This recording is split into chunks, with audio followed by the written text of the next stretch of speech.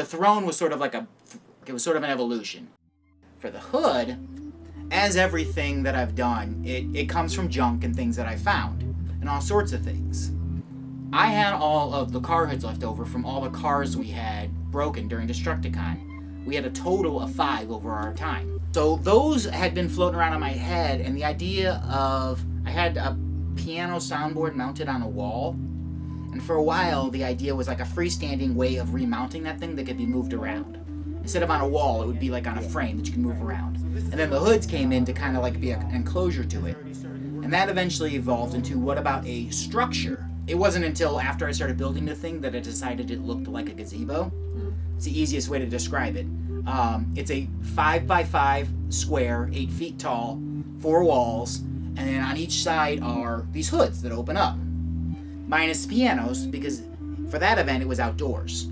So I built the frame, I painted it with chalkboard paint so people could draw on it.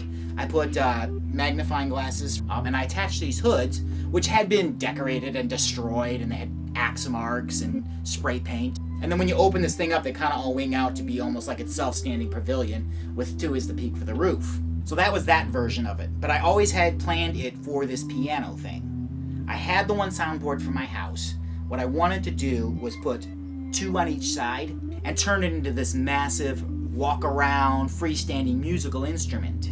When I had that thing hanging on my wall, it was really hard to walk past it without messing with it. I left implements for people to strike it, any kind of implements, although I used my hands most of the time. Mainly, my main idea too is interaction. So the first version was painted with chalkboard paint so that people could deface it. So the idea that art is this thing that's behind this velvet rope that's protected and you can't touch it, yeah, I don't like that idea. Especially when the idea is I'm pulling this stuff out of the trash. These are things people don't want anymore.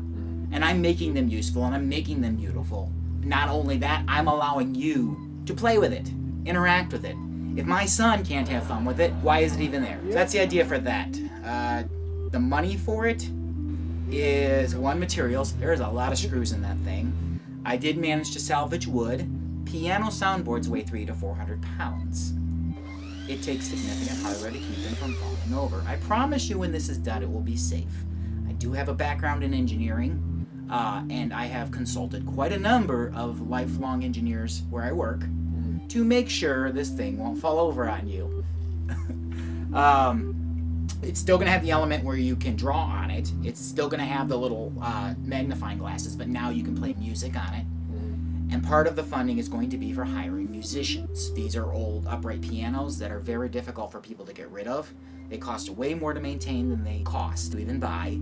That's part of it. If a musician's going to play it, someone has to tune each of those soundboards, independent of actually being on a piano. There will be no keys, anything like that. You're going to play it simply like a harp. So it takes money to hire someone to put together that composition. So there's going to be everyone at the show playing with it, not professionally, and then performances is the idea. Go ahead and look down in the description, and you're going to look for the GoFundMe for The Hood. You can also follow us on Facebook at Heyman Productions. Please donate.